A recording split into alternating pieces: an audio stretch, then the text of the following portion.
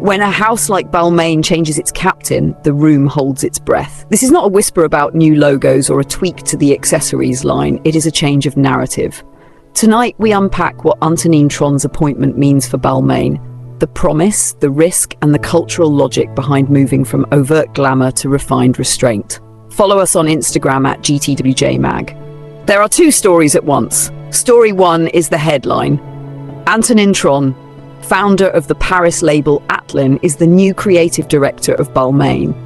The house, through its leadership, welcomed him as someone whose approach to design, rooted in the art of draping and the physicality of fabric, echoes the original belief that dressmaking is the architecture of movement. He himself said he felt deeply honored and pledged to build on this incredible legacy. The CEO described this as a step toward a future defined by creativity, modernity, and elegance. Those words matter. They are intentional. They are the frame. Story two is emotional and immediate. Balmain has for decades been shorthand for cinematic glamour, sharp shoulders, sequin armor, radio-ready confidence. Olivier Rousteing shepherded the house into the global pop moment, turning Balmain into a language of spectacle that read loud and clear on red carpets, stages and screens. The concern in the comments, the social posts, the private DMs we all receive is simple.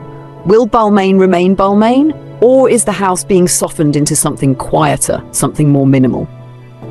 Let's be clear, this appointment is not a repudiation of Rousteing's work. It is a choice about the next chapter. Rousteing built a global brand with a recognizable voice. He wrote a bold, unmistakable sentence. Antonin Tron now has the opportunity to write the next paragraph, perhaps in a different register. That is the point of creative succession, to permit the house to keep breathing while allowing its language to evolve. So what does Antonin bring? He is a designer whose practice privileges cloth, structure, and the body's architecture. His work is less about spectacle and more about the intimacy between cut and motion, between weight and suspension. He is known for restraint, for elegance that emerges from the exactitude of draping. This is the polar opposite of theatrical ornamentation, not because ornament is wrong, but because the aesthetic grammar is different. Where Rousteing composed with visual fireworks, Tron composes with negative space. Both are valid artistic strategies. Both speak to heritage, but in distinct dialects. This is where the psychology of fashion becomes crucial. Balmain's identity has functioned as social shorthand: power, sex appeal, immediacy. That identity attracted customers who wanted to be seen. Minimalism trades on a different promise. Confidence that doesn't demand attention, the knowledge that comes from quiet mastery. When the same house shifts from one promise to another, two groups will respond unpredictably. Some long-time clients will mourn the perceived loss of bravado. Others, new customers or those who value subtlety, will be drawn in by the idea of refinement without overt performance. Neither reaction is ignorant. Both are historically grounded. We must also talk about time. No change is settled by a single collection. Houses do not pivot overnight, they recalibrate. A first show is always a test. It signals intention, but it is not destiny.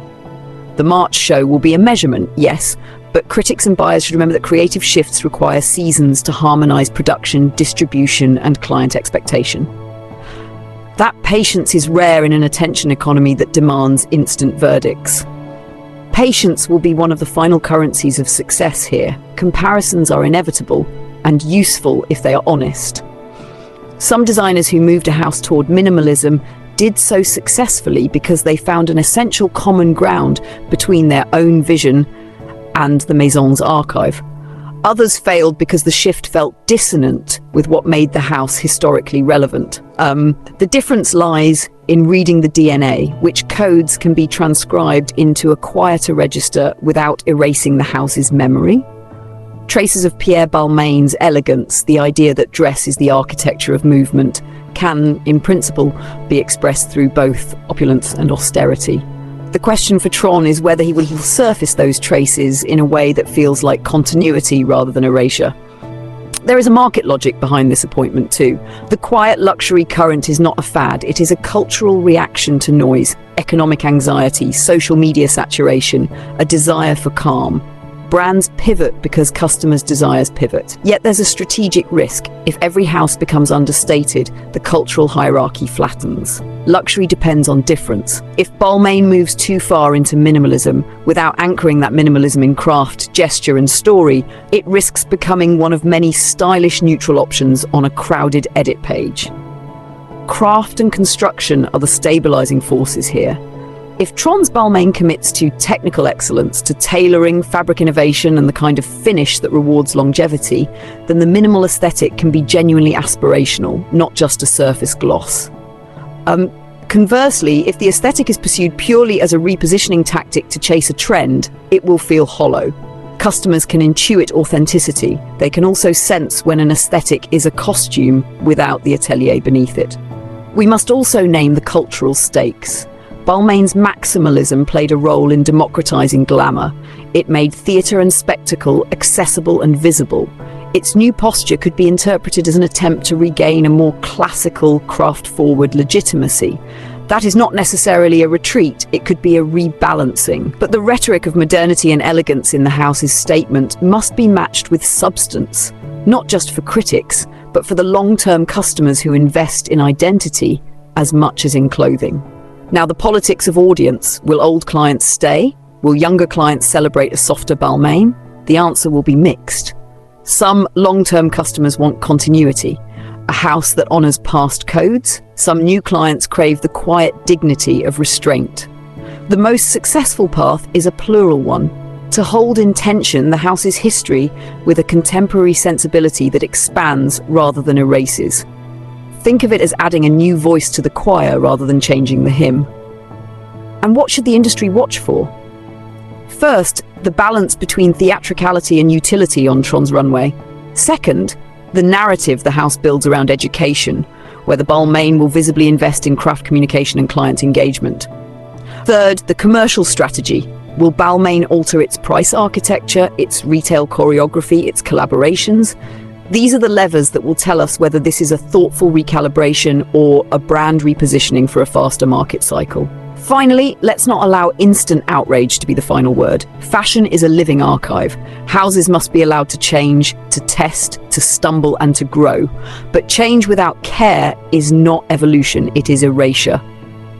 If Antonin Tron's Balmain remembers to be Balmain in spirit, the architecture of beauty, the marriage between body and cloth, then minimalism will not kill the house. It will reveal facets of it that were always present, waiting for a new hand to translate them. For those who are anxious, we hear you. For those excited by the idea of a quieter Balmain, your excitement is valid too. In the end, what matters is fidelity to craft, honesty in ambition, and courage in stewardship. The March show will be the first chapter of a longer story. We will watch it with exacting curiosity, beauty, and a refusal to accept spin over seam. If this conversation matters to you, tell us what you think. Should houses preserve their maximal past, or must they evolve to reflect modern taste? Follow us on Instagram at GTWJMag and join the conversation. We will be at Balmain's first show in March, and we'll be back with a full response that honors history and asks for evidence. Stay observant, stay demanding, and above all, love well-chosen clothes.